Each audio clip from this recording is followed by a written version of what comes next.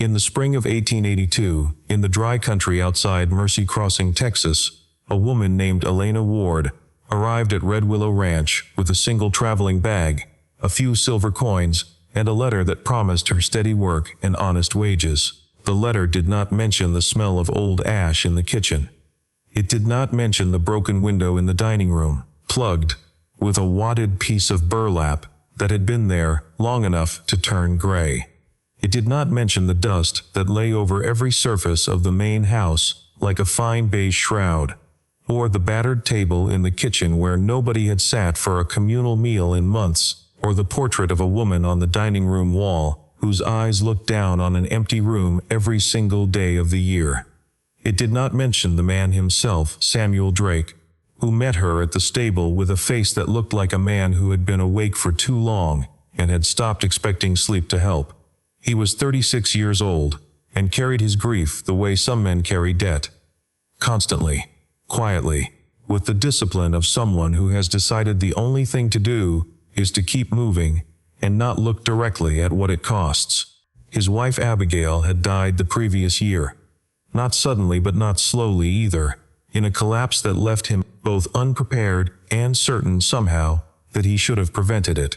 The guilt had settled over Red Willow, the way soot settles after a fire, invisible until you touched something and found your hand gone black. He looked at Elena and said he needed a housekeeper who could manage a large home and a difficult household. He said Red Willow had more rooms than people and more silence than was good for it. He said it without warmth, but also without dishonesty. Elena asked where the kitchen was. That was the whole of their first conversation. She had come from Ohio, where she had been born the third of 4 children to a schoolteacher father who died leaving tuition debts and a rented house. She had worked since she was 17. In boarding houses, in a milliner's shop, in a hotel kitchen in Columbus where the cook had taught her in exchange for 12-hour days. Everything there was to know about managing a commercial hearth. When the hotel changed owners and the new owners changed staff, she had answered every advertisement she could find with a clean, precise letter that described her qualifications without exaggerating them. Red Willow was the first offer that had come back. She had not known what she was walking into. But Elena Ward had a quality that her various employers had valued above all her practical skills, which were considerable. She did not, under any circumstances, panic. She assessed, she calculated. She determined what was fixable and what was not, and she started with the fixable, which in any difficult situation was usually more than it appeared. The kitchen was fixable.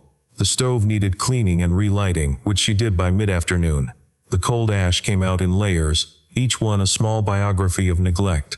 She swept, scoured, relit, and by evening had water heating for the first time in what the appearance of the pipes suggested had been several weeks. She found the pantry in similar condition.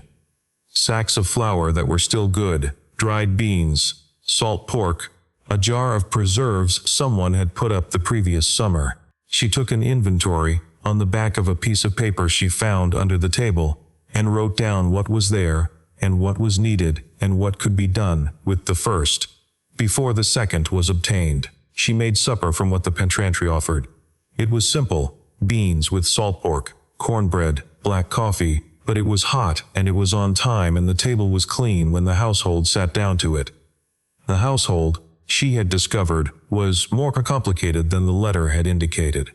There was Lydia Drake, Samuel's younger sister, who sat at the far end of the table and looked at Elena with eyes that held both suspicion and something deeper, a grief that had calcified into watchfulness.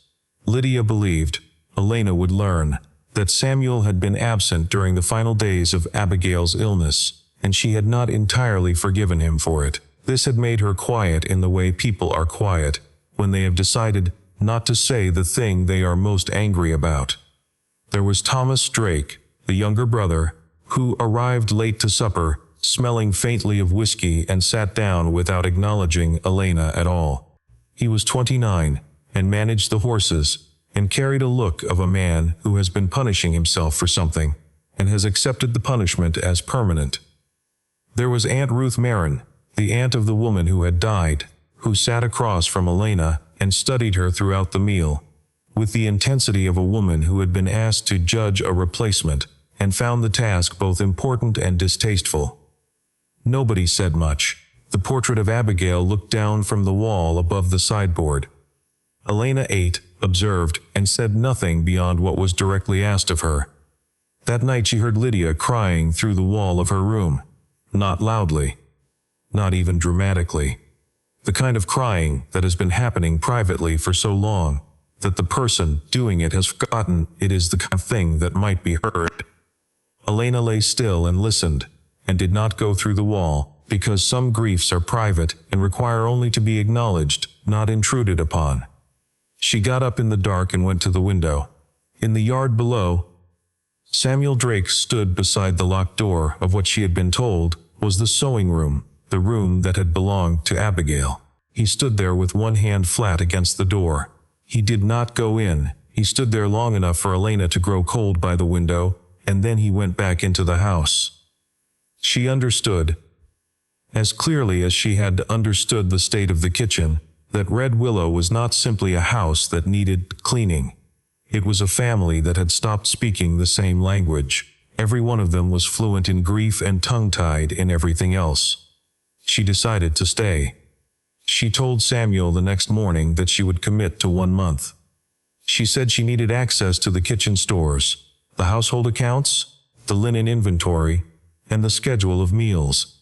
She said she could not work in a house she could not organize, and that if he did not want her to organize it, this arrangement would not last the week. He said she could have what she needed. He said only one room was off limits. She said she understood. She started with what was obvious.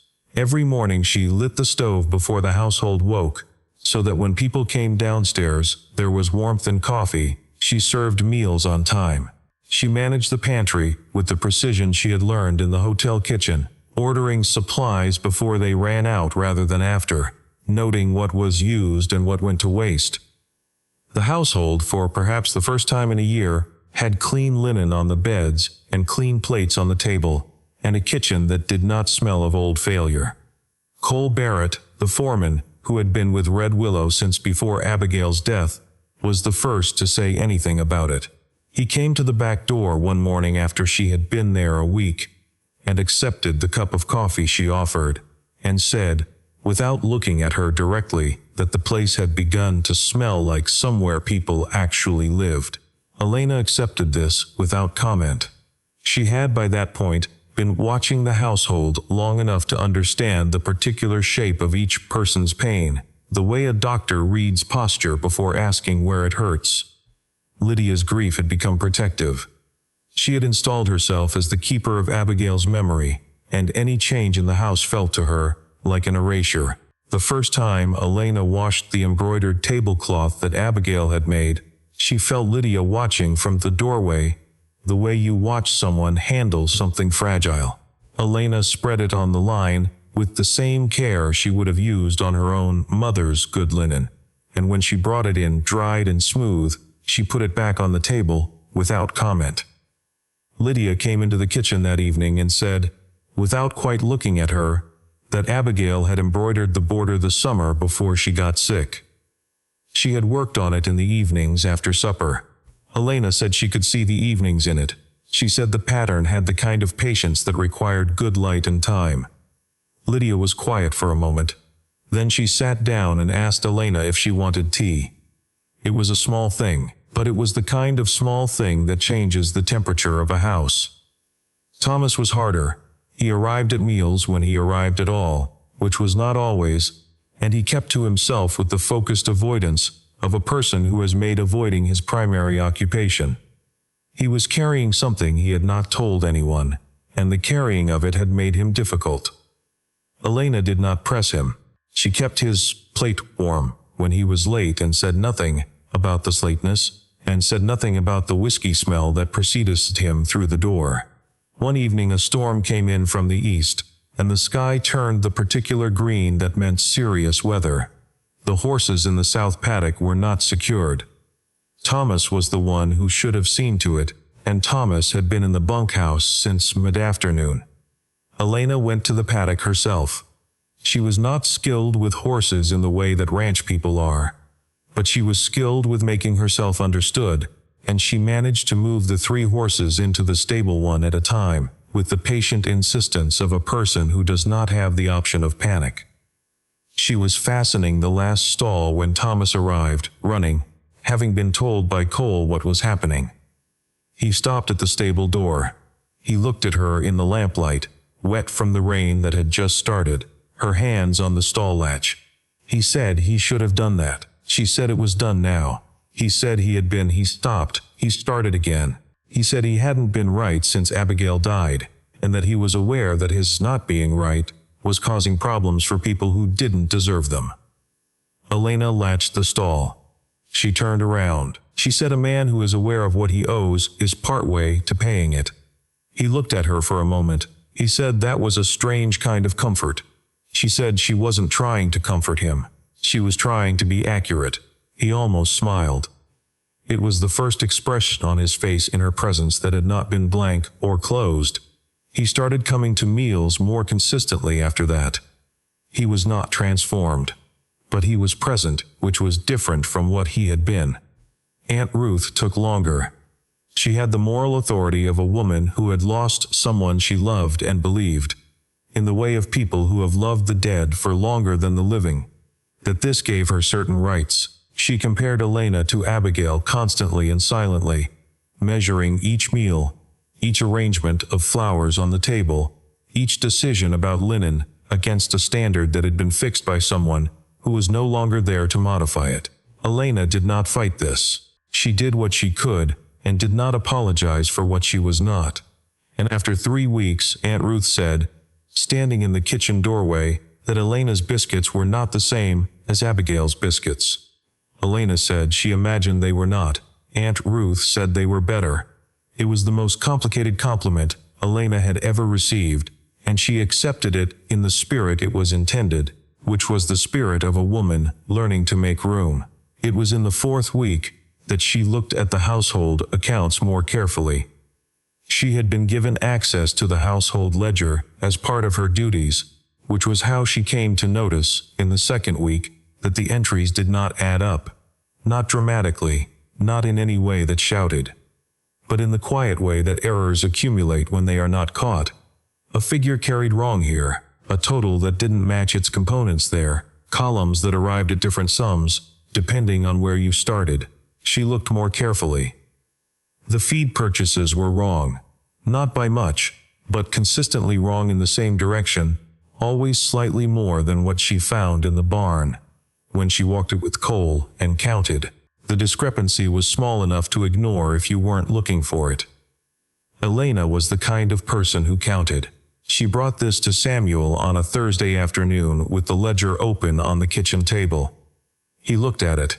His expression tightened in the way of a man who is being shown something he does not want to have to think about. He said he would look into it. He did not look into it. The following week, Victor Harrow came to Red Willow. He arrived on a good horse in a clean coat, and introduced himself as the representative of the bank that held Red Willow's mortgage. He had the manner of a man who has learned to deliver bad news in the most comfortable available clothing. He said the quarterly payment was coming due. He said there had been some adjustments to the terms since the last review, in accordance with the regional interest schedule, and that the new figure would be somewhat higher than what Samuel had been anticipating. He produced a document. Elena, standing in the kitchen doorway, with a dish towel in her hands, watched Samuel look at the document.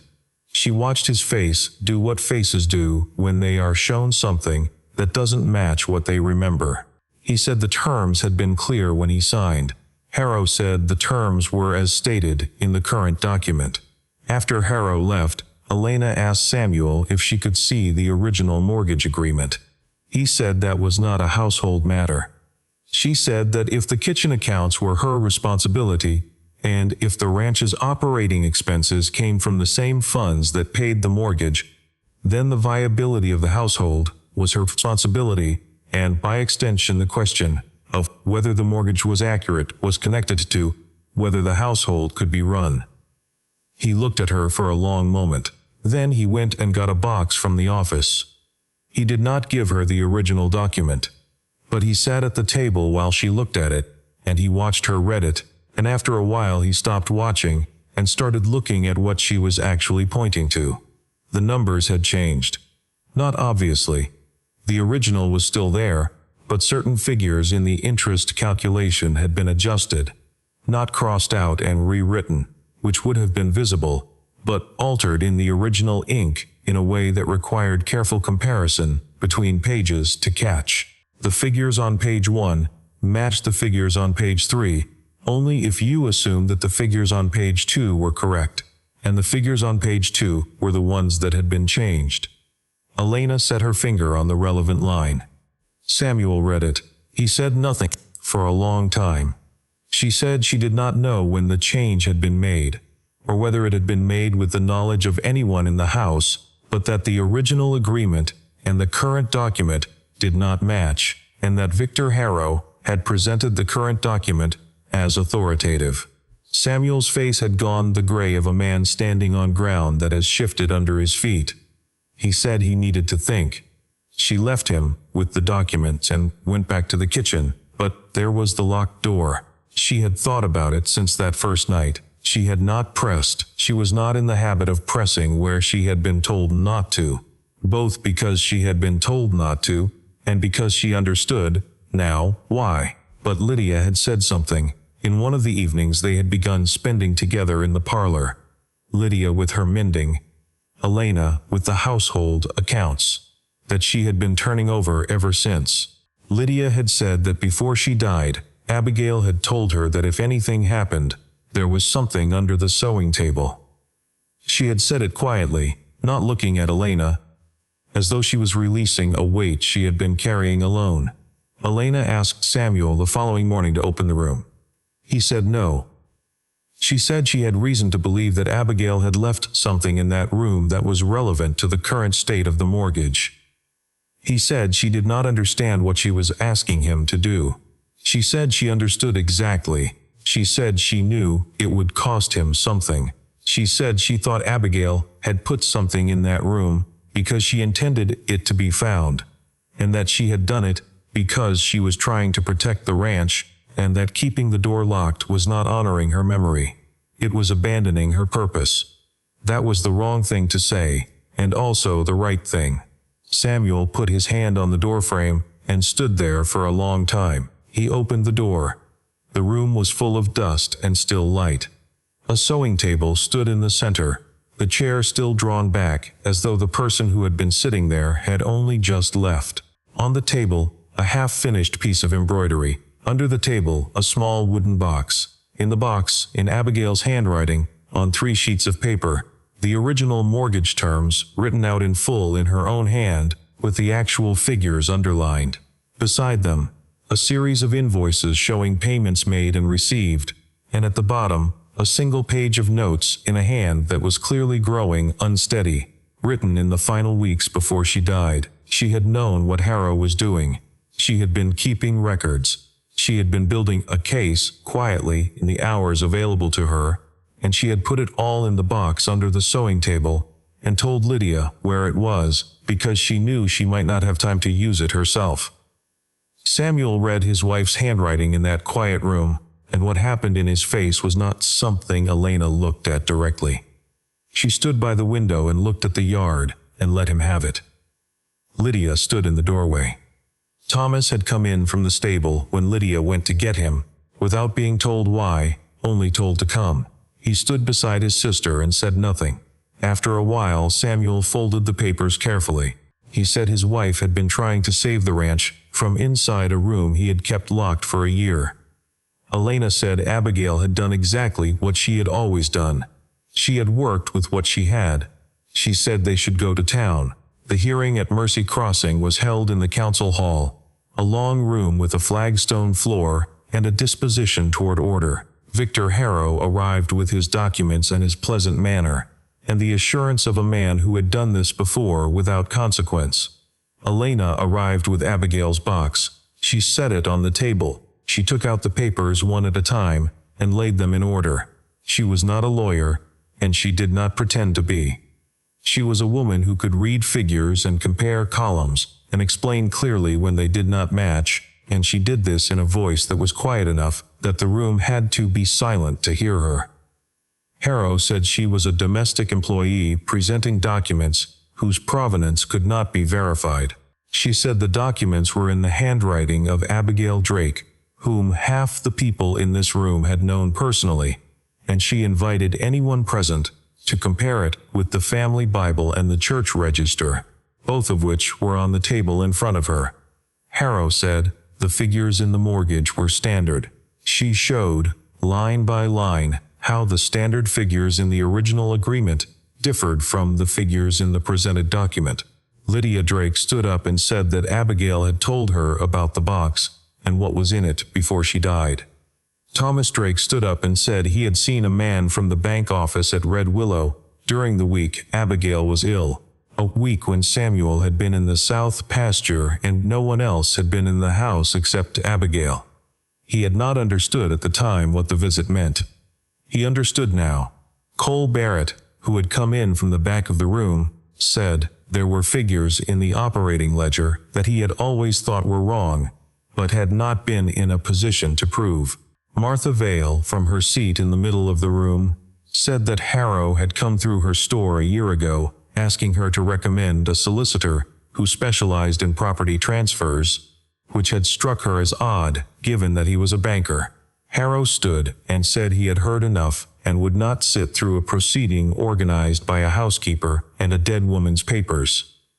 The council chair said that was not, in his view, a sufficient response to the evidence that had been presented. Harrow was quiet. The council suspended the foreclosure proceedings pending a full audit. A formal inquiry was opened into the alteration of the mortgage document. Victor Harrow left the hall with the posture of a man who knows he is not finished, but has run out of moves for the day. Red Willow was safe. What Elena did not expect was the silence that came after. The ranch began to recover in the way that things recover when the immediate danger is past. Slowly, unevenly, with false starts. The people came back to work. Neighbors brought food. Cole Barrett organized the crew for the spring planting with the efficiency of a man who had been waiting for permission to act.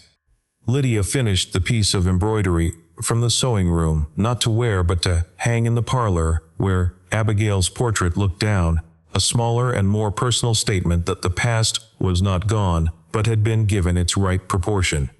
Thomas stopped drinking. He did not make an announcement about it. He simply stopped, the way people stop things when the purpose they were serving has been served. Aunt Ruth set the table one morning and called Lena by her given name for the first time, instead of Miss Ward, and did not make anything of it. Elena packed her bag. She was honest about why. She said she was not leaving because the work was done, though the work was done, at least the part she had come to do. She said she was leaving because she had been watching Samuel for weeks now, and she was not certain, when she looked at him, whether what she saw was gratitude or something else, and she was not willing to stay on the wrong basis. She had worked in enough places for the wrong reasons. Samuel found her in the hallway with her bag. He said nothing for a moment. Then he brought her into Abigail's sewing room, which was now a room with open curtains and morning light, and the smell of something other than locked time. He stood beside the sewing table. He said he had been wrong to think that keeping the room closed honored his wife. He said Abigail had not wanted a monument. She had wanted Red Willow to continue, and Elena had made it continue, and in doing so had finished something Abigail had started. He said Elena was not a replacement for his wife. He said she was not a temporary measure. He said she was the person who had walked into his house and looked at everything honestly, and had not walked away from what she saw, and that he had made the mistake of confusing gratitude with what it actually was, which was something closer to admiration, and admiration that had become, over these months, he didn't have a better word for, than love. He said he would not ask her to be anything other than Elena Ward. She looked around the room for a moment, at the open curtains, at the sewing table, at the man standing beside it who had finally, after everything, managed to say something true. She said she would stay. not as his housekeeper, not as a rescue, as the woman she was, on terms they decided together beginning now. The wedding was small, which suited them both. Reverend Ames came out from town. Cole Barrett stood with Samuel. Lydia stood with Elena. Thomas carried the ring box with the careful attention of a man who understands that some things require his best behavior and is capable of giving it. Aunt Ruth brought a dish of preserved peaches she had been saving and set them on the table without comment, which was, in its way, the warmest thing she had done all year. The portrait of Abigail stayed on the dining room wall. Elena had never considered moving it. She said, once, when Lydia asked her about it, that a house that pretends its history away doesn't know what it's built on. Lydia said she thought that was the right answer. In the mornings, when the light came through the sewing room window and caught the dust in the air, the dust looked like ordinary dust again, not like a shroud. The kitchen smelled of coffee and bread. The table was laid.